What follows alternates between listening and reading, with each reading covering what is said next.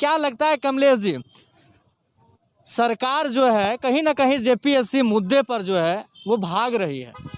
निश्चित तौर पर जिस प्रकार से अभी तक मुख्यमंत्री जी का इस प्रकरण पर बयान न आना और जब जेपीएससी स्वीकार भी करती है कि हमसे गलती हुई है, सारा चीज़ आँख के सामने है, गलती भी हुई है, मान भी रहे हैं और सरकार चुप है। कहने का मतलब यह है कि कहीं ना कहीं ये सरकार पहले से ही बैकडोर से नौकरी देने के लिए, बीडीओ सीओ बनाने के लिए अग्रिम राशि शायद ले ली होगी।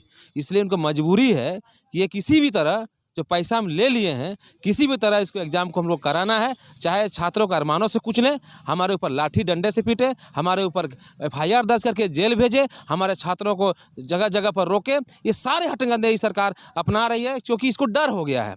इसको डर हो गया है कि नहीं, अब हमसे ये नहीं हो सकता है, अब इस लोग से हम नहीं सकेंगे। तो कल हम लोग को इस प्रकार से आंदोलन था, कल मुख्यमंत्री जी के पास मालूम था कि हमारे पास छात्र आएंगे, अपना बात रखेंगे, लेकिन राजशाही देखिए, अपने आवास के इर्द गिर्द इतने सारे फोर्स लगा दिए, जितने हम लोग ने तो ज़्यादा फोर्स लगा दिए। अब फोर्स लगाने के बाद हम लोग को रोक दिया गया। हम लोग बार बार कहते रहे कि शांतिपूर्ण और लोकतांत्रिक ढंग से हम लोग बात रखने जाएंगे, लेकिन हम लोग को जाने नहीं दिया गया। रात भर कड़ाके की ठंड में यहाँ पर उपस्थित हम लोग बैठे हुए हैं, कल से हम लोग बैठे हुए हैं। रात में छत भी हम लोग पास नहीं था, तो छत भी लग गया।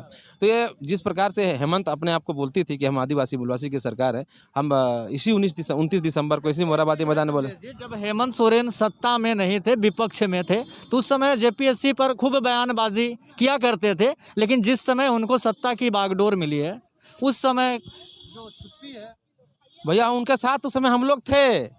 उनके हमारे आंदोलन में तो वो इतना उनके पास समय था कि हम लोग खाली बोलते थे तो वो पहुंच जाते थे और बोलते थे कि हम जैसे सरकार में आएंगे वो जेपीएससी को रद्द करेंगे और हम जब प्रत्येक वर्ष 5 लाख नौकरी देंगे, बेरोजगारी भत्ता देंगे। बहुत सारे लोग लुभावन बोल के हम लोग को ठगे और बरगलाए। हम लोग भी झारखंडी आदमी थोड़ा सा ठगा जाते हैं, उनका बोली में आ गए। लेकिन आज ऐसा लग रहा है कि नहीं, ये मुख्यमंत्री लायक नहीं है। बताइए, अभी मुख्यमंत्री जी बोलते हैं कि जितने पीजी किए हुए हैं, ग्रेजुएशन किए हुए हैं, तो नौकरी यही लोग मांग रहे हैं। सभी मंच में आप देख रहे होंगे।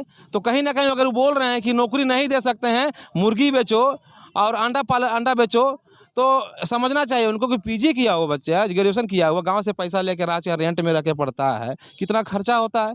पीजी क्यों करता है, ग्रेजुएशन क्यों करता है? कि उनका घर वाला को उम्मीद रहता है कि एक अफसर बनेगा। अब ये अंडा बेचवाने वाले, हम साफ तभी से एक ही बात को बोल रहे हैं, ये अंडा बेचना, मुर्गी बेचना कोई ख़राब काम नहीं है, लेकिन उसके लिए ग्रेजुएशन करना, उसके लिए पीजी करना, ये सही नहीं है। तो मैं कहना चाहूँगा मुख्यमंत्री जी, आप भी हमको लगता है इंटर पास है, क्योंकि बीटेक कंप्लीट नहीं किए हैं।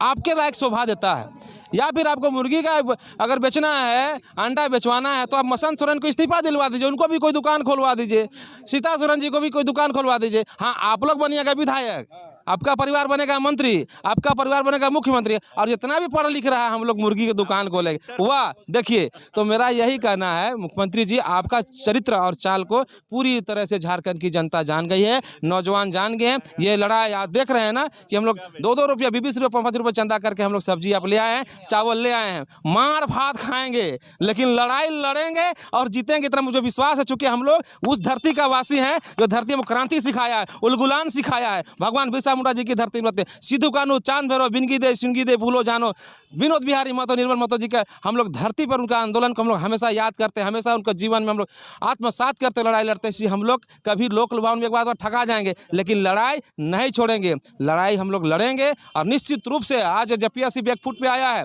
अपना बात स्वीकारा है। अब आने वाला समय में आप देखेंगे, बहुत कम समय, बहुत दिन तक आपको यहाँ आना नहीं पड़ेगा, और हम लोग को बहुत दिन यहाँ रहना भी नहीं पड़ेगा। हम लोग इसको जान रहे हैं, क्योंकि मुख्यमंत्री जी एक अक्षम मुख्यमंत्री हैं। ये अपने विधायकों से गिर गया। आज लोबियों पर क्या बोले, आज लोबियों पर क्या बोले कि गड़बड़ी हुई है। और सत्ता पक्ष का कोई भी विधायक से इंटरव्यू लेने जाइए और खाली पूछ दीजिए ये सरकार कैसा चल रहा है, हर विधायक बोलता है सरकार गड़बड़ चल रहा है। तो सरकार का सभी विधायक बोलते हैं सरकार गड़बड़ चल रहा है। खाली कैबिनेट का मिनिस्टर जो मिनिस्टर बन गया हो तो भाई ताल में ताल बजाइबे करेंगे, उसके अलावा जो विधायक है वो भी संतुष्ट नहीं है सरकार से।